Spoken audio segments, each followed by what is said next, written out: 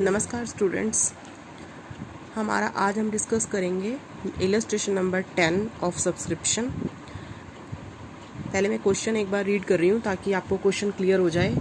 From the following information calculate the amount of subscription outstanding as on 31 March 2009। 2009 की date पे, यानी 2009 आपका current year रहेगा यहाँ पे, वहाँ पे आपको आउटस्टैंडिंग सब्सक्रिप्शन का अमाउंट फाइंड आउट करना है। इस क्वेश्चन में आपको मेंबर्स बताए हुए हैं कि क्लब के कितने मेंबर्स हैं। 250 मेंबर्स हैं और कोई एनुअल सब्सक्रिप्शन दे रहा है 1000 रुपीज़ की। रिसीप्ट एंड पेमेंट अकाउंट के अंदर आपको टोटल अमाउंट बताया हुआ है सब्सक्रिप्शन का 2,65,000, यानी रिसीप्ट और पेमेंट के अंदर का अमाउंट है आपका 2,65,000। ठीक है, ये अमाउंट आपका गिवन है रिसीप्ट और पेमेंट में। और एडिशनल इन्फॉर्मेशन में गिवन है subscription outstanding as on 31 March 2008, यानी पिछले साल की outstanding 40,000 rupees. Subscription received in advance as on 31 March 2009 30,000 and subscription received in advance on 31 March 2008 12,000। तीन तरह की इन्फॉर्मेशन आपके पास है, एक आउटस्टैंडिंग और दो एडवांस की इन्फॉर्मेशन है, यानी करंट ईयर की आउटस्टैंडिंग आपके पास नहीं है और वही आपको फाइंड आउट करनी है।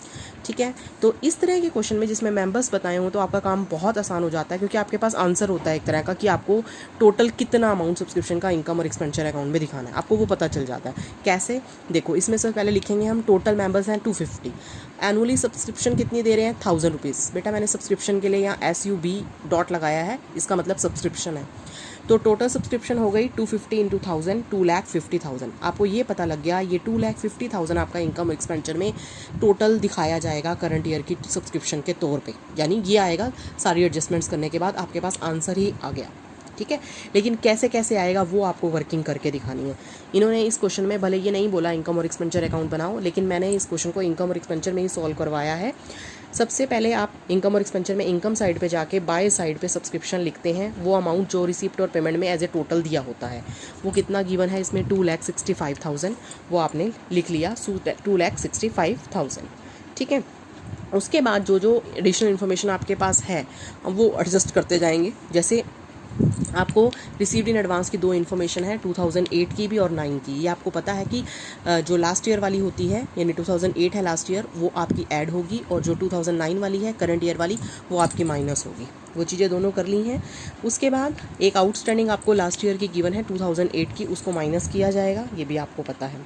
अब करंट ईयर की आपको आउटस्टैंडिंग इस क्वेश्चन में नहीं गिवन है और वही फाइंड आउट करनी है। लेकिन मैंने आपको ये बताया कि इस तरह के क्वेश्चन में जिसमें मेंबर्स दिए होते हैं तो हम total subscription to be shown in income and expenditure account find out कर लेते हैं। हमें पता है 250, यानी मुझे अल्टीमेटली पता है यहाँ पे मुझे 250 लिखना है, और 3 एडजस्टमेंट करने के बाद मेरे पास अमाउंट 2,07,000 आ रहा है। ठीक है, तो अब जो करंट ईयर की आउटस्टैंडिंग है वो कितनी बनेगी, वो बैलेंसिंग फिगर होगा इस 250 का और जो 2,07,000 आपका 3 एडजस्टमेंट करने के बाद बचा है। इन दोनों का जो डिफरेंस होगा 43,000, वो क्या कहलाएगा आपका करंट ईयर का आउटस्टैंड।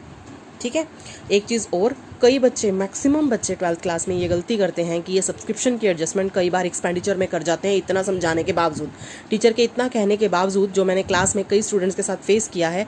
सोचने के हम भी मजबूर हो जाते हैं कि इतनी बार बताया कि इनकम है, फिर भी उसको एक्सपेंडिचर में शो कर देते हैं। तो ये गलती आप नहीं करेंगे।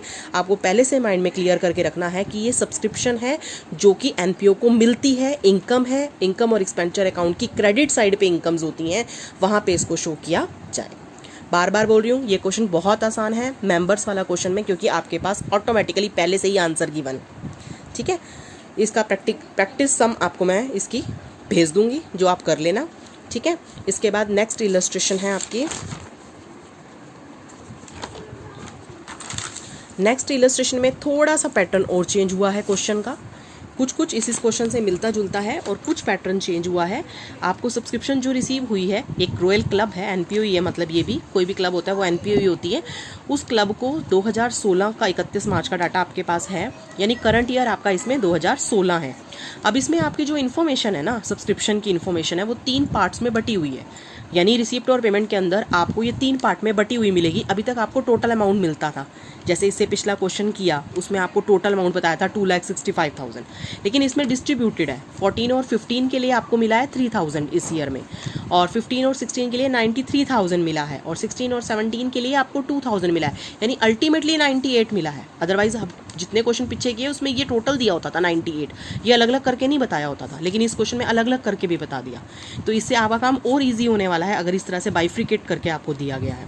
इसमें भी मेंबर्स आपको 500 बताए हुए हैं, हर किसी की एनुअल सब्सक्रिप्शन 200 है, और सब्सक्रिप्शन आउटस्टैंडिंग पिछले साल की आउटस्टैंडिंग सब्सक्रिप्शन भी बताई हुई है। आपको सब्सक्रिप्शन का अमाउंट निकालना है जो आपको इनकम और एक्सपेंडिचर में शो करना है। ये क्वेश्चन और ईजी हो जाता है पिछले वाले से। देखो इसमें भी आपके पास मेंबर्स हैं 500, एनुअल सब्सक्रिप्शन कितनी है 200, टोटल सब्सक्रिप्शन आप फाइंड आउट कर लेंगे जितनी इनकम एंड एक्सपेंडिचर में आनी है, मल्टीप्लाई करके 1 लाख। अब आपको आपका आंसर पता लग गया इसमें कि भाई अल्टीमेटली मुझे 1 लाख दिखाना है, ठीक है। लेकिन इसमें काम और भी आसान हो गया ये बाइफ्रिकेशन की वजह से। क्या फ़ायदा हुआ इस बाइफ्रिकेशन का? इस बाइफ्रिकेशन का फ़ायदा ये हुआ कि आपके पास जैसे पहले 4 एडजस्टमेंट होती थी, आपने पहले 4 एडजस्टमेंट, आज तक मैंने आपको बताया जितने भी क्वेश्चन में कि 4 एडजस्टमेंट आपको करनी है, ठीक है। उन 4 एडजस्टमेंट में पहली आपकी होती थी current year outstanding, outstanding last year, और एडवांस होती थी आपकी लास्ट ईयर की, और एडवांस होती थी आपकी करंट ईयर की, ठीक है। अब आपको 4 एडजस्टमेंट करनी होती थी, लेकिन इस तरह के क्वेश्चन में जिसमें बाइफ्रिकेट इन्फॉर्मेशन आएगी, आपकी 2 एडजस्टमेंट तो आपको करने की ज़रूरत ही नहीं पड़ेगी। कौन कौन सी 2 एडजस्टमेंट नहीं करनी पड़ेगी? एक तो आपको करंट ईयर की आउटस्टैंडिंग के बारे में नहीं करना है, आउटस्टैंडिंग लास्ट ईयर के बारे में नहीं करना है एडजस्ट, और एक आपकी करंट ईयर की एडवांस के बारे में आपको नहीं करना है एडजस्ट। ये 2 एडजस्टमेंट आपकी कट गई। क्यों? क्योंकि इनके अमाउंट्स आपको अलग अलग करके बता रखे हैं, पिछले साल की आउटस्टैंडिंग का भी, और इस बार जो एडवांस मिली है 16 और 17 के लिए वो भी अलग अलग करके बता रखे हैं, जब उसके अंदर टोटल के अंदर शामिल ही नहीं है। देखो टोटल 98 है, इस 98 में ये 3 और 2 शामिल नहीं है, तो हमें इन 2 एडजस्टमेंट को करना ही नहीं है, यानी पिछली आउटस्टैंडिंग नहीं करनी और अगली एडवांस नहीं करनी, इसलिए मैंने उनके आगे क्रॉस लगा दिया। सिर्फ करनी कौन सी 2 एडजस्टमेंट है? एक तो करंट ईयर की आउटस्टैंडिंग के लिए करनी है, और जो पिछले साल एडवांस मिला है वो करनी है। ये भी दोनों में से अगर आपको एडवांस गिवन है तो आप पहले नंबर पे वो करेंगे, अगर वो नहीं गिवन है तो वो कट जाएगी। सिर्फ फिर करंट ईयर की आउटस्टैंडिंग का ही आपको करना होगा, यानी और इजी हो गया। अब इनकम और एक्सपेंडिचर में देखें आपको टोटल सब्सक्रिप्शन लिखनी है यहाँ पे, ठीक है। पहले आप लिखते थे टोटल जो दिया होता था 98 जैसे इकट्ठा दिया होता था तो आप वो लिखते, अब वो नहीं, आपको सिर्फ करंट ईयर वाली उठानी है 93,000। जब आपने करंट ईयर वाली 93,000 की उठाई तो उसमें 2 एडजस्टमेंट तो आपको करनी ही नहीं है, मैंने आपको बताया, और उसके बाद जो 2 बची उसमें से पहले नंबर पे आपने केस देखनी है जो लास्ट ईयर में एडवांस मिला, वो इस क्वेश्चन में है ही नहीं, यानी वो भी कट गया। तो बची कौन सी? करंट ईयर की आउटस्टैंडिंग। करंट ईयर की आउटस्टैंडिंग के बारे में कोई इन्फॉर्मेशन नहीं है, लेकिन हाँ हमें ये तो पता है ना कि हमें टोटल सब्सक्रिप्शन इनकम और एक्सपेंडिचर में कितनी दिखानी है, ये ऊपर मेंबर से पता लग गया, और आपके पास है 93, तो इन दोनों का जो गैप होगा 1 लाख का और 93,000 का, 7,000 यानी बैलेंसिंग फिगर, वो कहलाएगी आपकी करंट ईयर की आउटस्टैंडिंग, ठीक है। कितना ईजी हो गया इसमें। अब बैलेंस शीट है, आपको 2 बैलेंस शीट बनानी होती है, एक 15 की बनेगी, एक 16 की बनेगी। 15 वाली आपकी ओपनिंग बैलेंस शीट है और 16 वाली आपकी कौन सी बैलेंस शीट है? क्लोजिंग बैलेंस शीट है।